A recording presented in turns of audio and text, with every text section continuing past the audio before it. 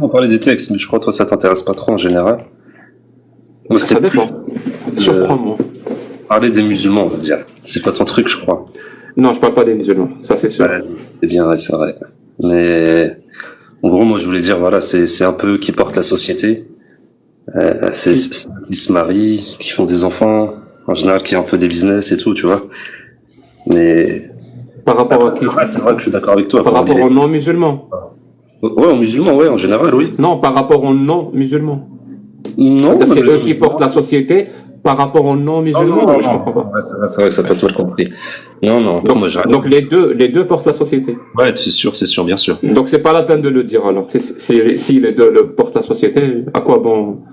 C'est comme si moi je viens de dire, est-ce que tu sais que les non-musulmans, c'est eux qui portent la société, qui font des enfants et qui se marient?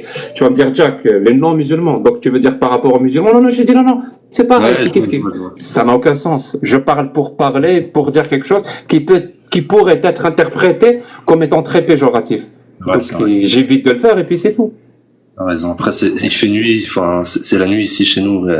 Enfin, bref. Et tous les chats sont gris, je sais.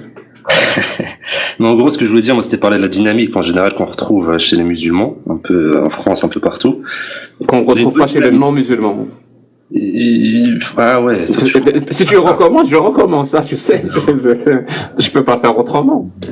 Bah non, moi, je voulais parler des musulmans, mais c'était pas par rapport aux autres. C'est vraiment des musulmans, c'est tout, point. Alors dis-moi la dynamique qu'on retrouve chez les êtres humains. Ouais. Moi, ça me va. Ça me va. Ouais, Je suis d'accord avec toi. Les êtres humains, et dans les êtres humains, tout est regroupé. Les musulmans, les juifs, les chrétiens, les bouddhistes, les non-musulmans, les athées, tout ce que tu veux. Ouais, je vois ce que tu veux dire. Non, bon après, je sais pas trop quoi dire. Hein. Moi, j'ai pas. Je suis pas obligé de dire quoi que ce soit. J'ai pas une obligation. De défendre. Pourquoi tu es musulman sunnite? Je sais pas trop, honnêtement. J'ai pas de bonne raison. Non, c'est à chaque fois que tu parles. Si t'as pas de bonne raison, pourquoi tu l'es alors? Moi, j'ai pas de bonne raison d'être bouddhiste. Je suis pas bouddhiste. Ouais, je vois. Non, par facilité, je pense. Par facilité. Ouais, vis-à-vis de ma famille, vis-à-vis de tout ça, c'est beaucoup plus simple pour moi d'être musulman sunnite que d'être autre chose. Mais au fond de toi, tu n'y crois pas. Je sais pas. Il y a des textes qui sont bizarres, je trouve. Après, je sais pas trop. Quel genre de texte qui est bizarre? Bah, je veux soulever en général. Après, moi, je peux pas rentrer là-dedans. Tu vois, après. Ils sont bizarres dans quel sens? Parce que bizarre, ça veut tout dire oui et ne rien dire en même temps. Moi, il y en a, ils sont bizarres, il y en a, ils sont glauques. Enfin, je sais pas, par exemple, le mariage du prophète, enfin, l'histoire des crachats, là, tout ça, je pense. Il y en a certains que j'ai vérifié. L'histoire des crachats, j'ai pas été vérifié. Mais elle est vraie. Là, je confirme. Elle est vraie. Il y a même pire. Hein. Il y a une centaine de hadiths authentiques sur les crachats du prophète, tous des histoires différentes. Il crache sur quelqu'un, il crache dans un puits. Mohamed, même une fois, il y a un hadith sahih de Bukhari, le jour de sa mort, il se crachait dessus pour se ressusciter. Mais ça n'a pas marché. Et quand il est mort, Aïcha, elle a pris la salive dans sa bouche, elle l'a mise dans sa bouche et elle l'a recraché dessus. Voilà, c'est un hadith sahih de Bukhari. Excusez-moi, je me souviens pas, mais vous tapez cracher sur sunna.com, vous allez trouver. Ouais. Mais c'est authentique. Mais moi, je trouve que c'est intéressant ce que Jack il avait demandé à l'autre personne. J'aimerais te poser la même question. Qu'est-ce qu'il faudrait que Mohamed ait prononcé comme phrase pour que tu comprennes que c'est n'importe quoi, en fait? Ça s'appelle l'argument irréfutable, ou autrement dit, la réfutabilité selon Karl Popper. Si tu n'as pas ça, commence à te poser la question sur comment tu fonctionnes. Je sais pas, par exemple, moi, je crois à la théorie de l'évolution. Mais si on trouve un fossile d'un être humain qui a 100 millions d'années, je vais commencer à douter fortement de la véracité de la théorie de l'évolution. Parce que la théorie de l'évolution te dit clairement qu'on ne peut pas trouver ce genre de truc.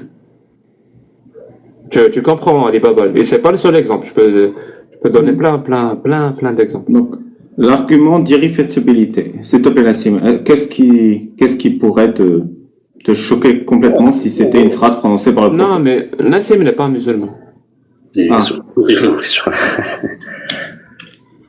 me trompe? Comment? Je me trompe? Oui, tu te trompes. Ah bon? Comment je me trompe? Bah, t'as dit que j'étais pas musulman, mais oui, je le suis. Ah, tu l'es, c'est-à-dire tu crois en Allah, Ouais. tu crois au prophète, Ouais, aussi, ouais. tu crois qu'il est une personne exemplaire dans son comportement. Bah, si on écarte certains hadiths, oui. Si on écarte, je sais pas, même le moustachu de l'Allemagne deviendrait un être exemplaire si on pouvait écarter tout ce qu'il a fait de mal. Je répète, tu crois que le prophète est un exemple à suivre dans son comportement? Moi, franchement, je sélectionne. Je te cache pas, je sélectionne. Après, Si tu sélectionnes pas, c'est un exemple à suivre ou pas? si on dit que tout est vrai, bah, sur certains points, non, pas trop. Donc c'est pas si on suit ce qui est dit comme étant vrai, comme le stipule l'islam sunnite, c'est pas un exemple à suivre. Non, il y a certains points où faut surtout pas le suivre, justement. Dis-moi. Il faut surtout pas le suivre. Ça veut dire que le verset coranique 33, 21, qui dit que vous avez dans le prophète un exemple à suivre, ce verset-là, ben, il n'est pas vrai. Si, après peut-être que c'est pas... Dans l'islam sunnite. Ah ouais, je sais pas, franchement. Ah non, moi je parle que de l'islam sunnite. Après, tu fais ce que tu veux. Mais dans l'islam sunnite, où le prophète s'est marié avec une gamine de 6 ans, où il avait des esclaves, ou je sais pas moi, ou tout ce qu'il a fait. Dans l'islam sunnite, ce verset-là est vrai ou pas? C'est compliqué, hein. Pour moi, c'est pas compliqué. Mais j'imagine que pour toi, ça l'est, oui. Ouais, c'est compliqué, ouais, c'est sûr. Non, je pense qu'il faut écarter certains points, tu peux pas tout suivre, c'est pas possible. Donc, dans l'islam sunnite, ce verset n'est pas vrai. Bah après, je crois que le prophète, il avait eu 11 femmes. C'est quelque chose qu'on peut pas faire. Donc, dans tous les cas, en vrai, de base, si on suit vraiment l'islam sunnite... Mais dans l'islam sunnite, c'est spécifié. C'est-à-dire, on appelle ça les khususiyat nabi. C'est spécifique au prophète. Par exemple, épouser plus que 4 femmes, c'est spécifique au prophète. C'est écrit. Se marier, eux, ils appellent ça se marier, mais en vrai, c'est pas se marier. Tu vas voir pourquoi c'est pas se marier. C'est-à-dire avoir une relation avec une femme qui s'offre à lui, sans acte de mariage, sans dot, sans témoin, sans rien du tout. C'est-à-dire, elle lui dit juste, je m'offre à toi. Le prophète, il a le droit de coucher avec elle. Il a le droit. C'est spécifique au prophète. Mais ça, c'est spécifique au prophète. Pardon? C'est spécifié dans le Coran que c'est spécifique au prophète. Si je me trompe pas. Oui, c'est spécifié dans le Coran. C'est le verset 33-50. Oui, voilà.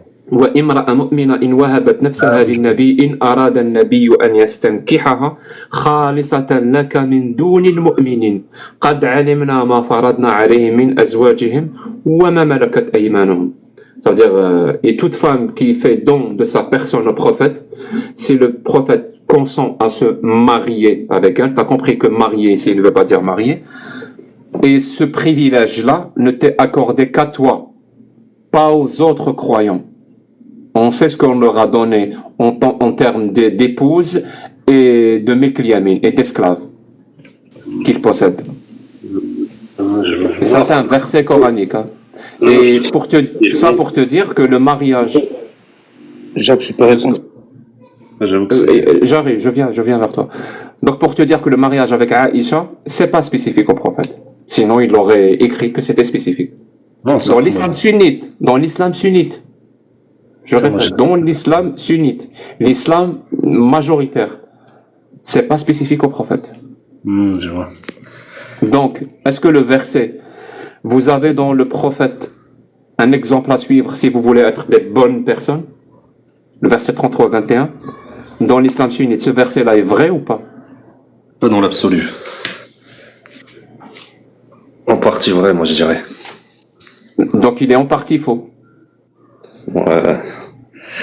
En partie vrai. S'il est en partie vrai, c'est-à-dire il est en partie vrai, faux. Non, en partie vrai, on va dire, c'est mieux. Oui, mais donc en partie faux. On fait comment?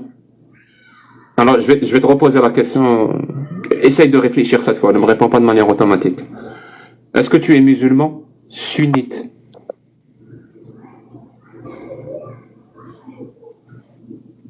Ouais, je le suis, ouais. Je dirais jamais que je le suis pas, c'est impossible.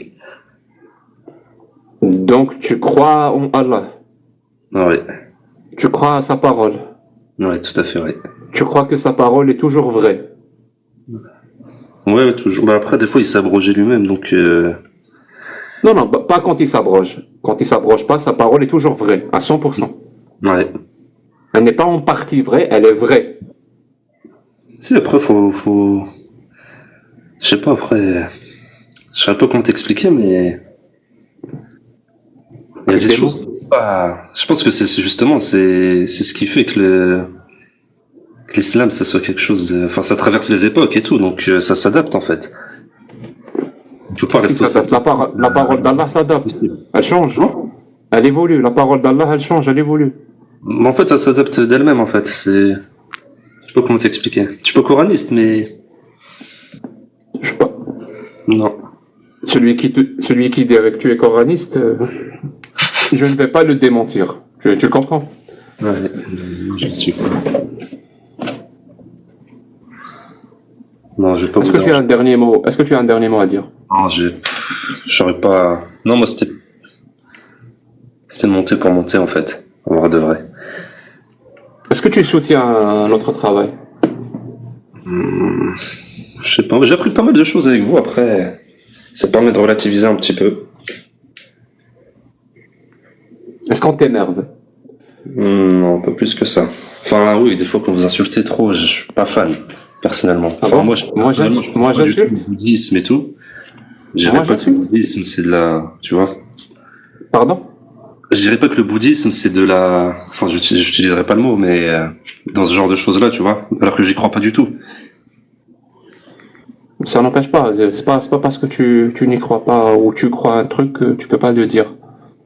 Ça n'a pas de sens. C'est comme si je te disais que le nazisme c'est de la merde. Je Ouais, n'y c'est crois ça. pas ou alors je te dis que Spider-Man, ben c'est très bien.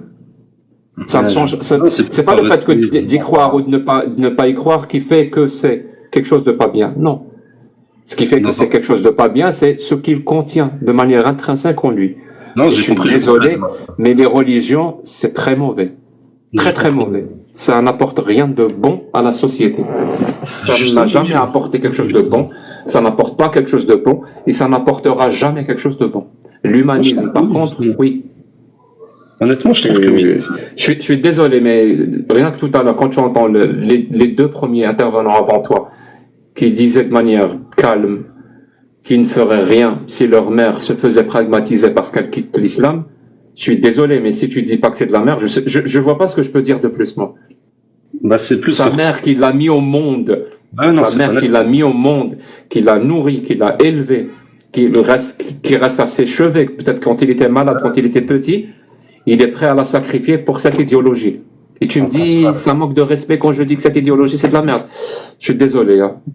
Pour moi, c'est pas un manque de respect, mais Il y a quelque chose qui a mal été compris. c'est juste dire les choses. Franchement, pour moi, il y a quelque chose qui cloche, mais je saurais pas dire quoi exactement. Mais par exemple, je parlais de l'héritage. Je me trompe pas, enfin, de ce que disent les gens. La femme, elle avait le droit à rien, je crois, avant l'islam. Puis elle s'est retrouvée avec une demi-part, on va dire. Donc c'est un peu un bond en avant. Non, c'est faux, c'est faux. Le prophète lui-même était marié avec Khadija, qui possédait beaucoup de choses, qui était Déjà. même une notable, qui ça n'avait ça. Le film aussi. Jacques, Pardon? comment, juste à Jacques, je peux lui parler sur ça. Quand il dit le prophète, la femme, elle n'avait rien avant l'islam. Est-ce que tu trouves pas que cette phrase, elle n'est pas normale? C'est-à-dire. Parce que quand tu parles de la femme, Ouais. il existe plusieurs peuples, plusieurs civilisations, plusieurs. Ouais, je vois. Non, les femmes de chez eux. Enfin, dans l'Arabie, quoi, au 7e siècle. Ah, d'accord, ok. C'était une avancée, en fait, par rapport à ça. Et puis, bah, moi, je pense que c'était un élan. C'était la première marche. Mais ça a bloqué. Je sais pas comment Tu permets que je te raconte une histoire. Non, j'allais juste faire ce que je fais d'habitude, c'est-à-dire le raisonnement par l'absurde. Disons que ce que tu dis est vrai. Mais c'est vrai. L'islam n'avait rien avant l'islam et l'islam est venu lui apporter quelque chose. Est-ce que c'est une raison d'arrêter d'arrêter sur ce que l'islam a apporté à la Non, femme. On doit plus progresser au-delà de l'islam. Justement, c'est ce que je voulais dire, moi, c'est ce que je voulais en venir. C'est pour ça que je disais qu'il y avait quelque chose qui clochait dans... Il y a quelque chose qui... Bon, supposons que c'est vrai. Avant l'islam, la femme n'avait rien partout dans le monde. Et l'islam est venu, il lui a apporté quelque chose. C'est une raison d'arrêter. Là, c'est bon. L'islam t'a apporté que ton homme épouse que 4 femmes, pas plus. Il t'a apporté que tu as la moitié de l'héritage. Il t'a apporté que ton témoignage vaut la moitié de celui d'un homme. Et encore, que dans les affaires pas très graves, dans les affaires graves, ton témoignage n'est pas accepté. Est-ce que c'est parce qu'il lui a apporté ces choses-là? Donc on doit se figer, on doit s'arrêter de ce que l'islam a apporté à la femme. On peut pas progresser, on peut pas faire mieux. On peut faire mieux. Justement, On a fait mieux. Rien que dire cette phrase, on a fait mieux en termes de droits pour les femmes, ça veut dire qu'on a fait mieux en termes de droits que ce que Allah a apporté aux femmes. C'est possible ça, de faire mieux que Allah? Non, c'est impossible. Et qu'est-ce qui est possible? C'est de faire mieux que d'autres êtres humains. Ça, c'est possible. On peut pas faire mieux qu'un Dieu. Par contre, on peut faire mieux que des êtres humains qui nous ont précédés. D'ailleurs, généralement, c'est le cas. Et c'est le cas dans l'islam. On a fait mieux que les Bédouins. On n'a pas fait mieux qu'un Dieu. On a fait mieux que les Bédouins. Parce que Allah, c'est un Bédouin. C'est un être imaginaire. Comme Bouddha, comme Shiva, comme Brahma, comme Zeus, comme je ne sais que des dizaines et des dizaines de milliers de dieux. Allah aussi, c'est un être imaginaire. Il se trouve qu'il y a beaucoup de personnes qui y croient, même aujourd'hui en 2024. Et on sait tous pourquoi ils y croient. Parce qu'apparemment, si tu n'y crois pas, tu vas finir en enfer brûlé pour l'éternité. Et comme tout le monde le sait, l'éternité c'est très très long. Surtout vers la fin, Nassim, c'est très très long. Vas-y Ali Baba, tu voulais dire un truc? Ali Babal? Pardon. Je t'ai coupé la parole. Oui, non, merci. Oui, 3 histoires très courtes sur les femmes en islam qui je pense seront très intéressantes pour nos auditeurs et peut-être pour toi, Nassim, si ça t'intéresse. La première, c'est celle qu'on connaît tous, c'est quand les femmes disent à Mohammed, Mohammed leur dit, vous êtes toutes déficientes en religion. Et elles font, pourquoi tu dis ça? Mohammed il fait, est-ce que c'est vrai que le témoignage d'un homme vaut 2 femmes? Pas en religion. Déficiente intellectuellement. Ah oui, déficiente intellectuellement. Et il fait, c'est ça. Et elle fait pourquoi? Elle fait, le témoignage d'un homme, ça vaut bien celui de 2 femmes. Les femmes répondent à Mohammed oui. Ça prouve que vous êtes déficiente intellectuellement. Et ensuite, vous êtes déficiente en religion. Parce que quand vous avez vos règles, vous n'avez pas le droit de prier Allah. Et les femmes, elles font oui. C'est-à-dire que vous êtes déficiente. Donc, Mohammed, il voyait vraiment les femmes comme des êtres inférieurs. Aujourd'hui, on fait mieux. On dit pas aux femmes, elles sont 2 fois moins intelligentes. Et on dit pas aux femmes, elles sont sales quand elles ont leurs règles. Il y a que en religion qu'on leur dit qu'elles sont sales. Et je rappelle que c'est ça la définition d'un raisonnement circulaire. Hein. Pour que les gens comprennent, c'est ça un raisonnement circulaire. C'est-à-dire, il leur dit, vous êtes déficiente intellectuellement. Quand elles disent pourquoi, il leur dit, est-ce que le témoignage de 2 femmes ne vaut pas celui d'un homme? Ils disent oui. Mais pourquoi le témoignage de 2 femmes vaut celui d'un homme? Parce qu'elles sont déficientes intellectuellement. Et pourquoi elles sont déficientes intellectuellement? Parce que le témoignage de 2 femmes vaut celui d'un homme. Et pourquoi le témoignage de 2 femmes vaut celui d'un homme? Parce qu'elles sont déficientes intellectuellement. Et on tourne. C'est pas comme ça. Voilà, moi, je pense que juste ne pas parler comme ça aux femmes, c'est un progrès par rapport à l'islam. Ça, c'est le premier point. Ouais. Deuxième, je te raconte les 3 anecdotes, comme ça vous avez toutes les infos. La deuxième anecdote, c'est une femme qui s'appelle Qirfa. Essayez, regardez un peu son histoire. Vous ne trouverez pas en français, mais vous trouverez sûrement en arabe et en anglais. C'est une femme qui a commis un crime très grave. Elle a reproché à Mohammed que depuis qu'il était au pouvoir, que les femmes n'étaient plus présentes dans l'espace politique. Bonjour à tous. Bonsoir, ferme ton mic. Merci. Donc, dans un endroit où il n'y a pas de bruit, hein, s'il te plaît. Donc, Qirfa reproche à Mohammed d'avoir retiré les femmes de l'espace politique. Mohammed, évidemment, c'est un affront envers le messager de Dieu. Il fait attacher Qirfa à 2 chameaux qu'il fait courir dans 2 directions opposées. Puis, Zaïd, son fils adoptif, récupère sa tête et la fait parader dans Médine. Donc, voilà comment... Moi, tape Qirfa. Et maintenant, j'étais en Al-Tab parce que je cherchais la référence d'un hadith sahih, mais je l'ai pas là. Il a reçu un appel. Je pense qu'ils ont pris une C'est décision. le Bukhari 4138, le troisième pour dire comment l'islam a honoré la femme. C'est les compagnons du prophète qui sont avec Mohammed dans une razwa, donc une razzia, un pillage, et ils ont capturé des femmes captives arabes et leurs femmes leur manquent. Et donc ils ont envie de pratiquer le coït interrompu avec les captives avant de les revendre. Donc le coït interrompu, c'est quand monsieur il met sa banane dans madame et qu'il crache le jus de banane hors de madame. Donc il finit dehors, pas dedans. Et ils disent, on va pas faire ça alors que le prophète est parmi nous. Donc il voit Mohammed, il fait, Mohammed, est-ce que les femmes dont on a pragmatisé les maris, les frères, les pères, et qu'on va revendre en esclavage, est-ce qu'avant de les revendre, on peut les babaliser et pratiquer le coït interrompu? Et Mohammed, il dit, non, non, non, non, non. Vous les revendre, vous allez les revendre, vous allez les babaliser, mais il faut pas pratiquer le coït interrompu. Il faut finir dans la dame, c'est-à-dire prendre le risque de la mettre enceinte avant de la revendre, parce qu'on va pas empêcher une âme que Allah a prévu de naître. Donc voilà un peu trois histoires que j'aime beaucoup sur le... Donc il a quand même des priorités assez bizarres. Voilà. Ce genre d'histoire, Voilà. moi, Au lieu de leur dire non, non, non, non, non, il faut pas les babaliser, il faut les libérer, c'est des femmes libres. Non, non, non. La priorité, c'est non, il faut finir à l'intérieur parce qu'il faut pas empêcher une âme que Allah a décidé de créer. À chacun ses priorités. Voilà. Dans ma vie de tous les jours, je suis pas ça, moi, dans l'islam, en fait. Oui, c'est un sahih, c'est le sahih Bukhari 4138. Bien entendu que tu suis pas ça tous les jours. Je suis pas en train de te le dire pour te dire tu le suis pas. Je sais que la majorité des musulmans sont meilleurs que l'islam et ils le suivent pas. Ce que je suis en train de te dire, c'est que la majorité des musulmans prennent une meilleure décision que Mohammed aurait prise. Et ignorent aussi ça. Mais toi, tu aurais pris une meilleure décision que Mohammed. On suit certaines histoires qui sont bien, et ça fait nous des bonnes personnes au final. Très bien. S'il y a des histoires bien, ça veut dire qu'il y a des histoires mauvaises. Bah, là, je pense, et là, j'ai pas vérifié celui-là, mais ce que vous avez dit auparavant, j'ai déjà écouté quelques-uns. Donne-moi une histoire bien du prophète que tu suis. Par exemple, l'aumône. Enfin, après, non, c'est vrai que j'ai aucune source. C'est juste que j'entends à droite à gauche, mais j'ai aucune source. Peut-être, je m'avance peut-être, mais le seul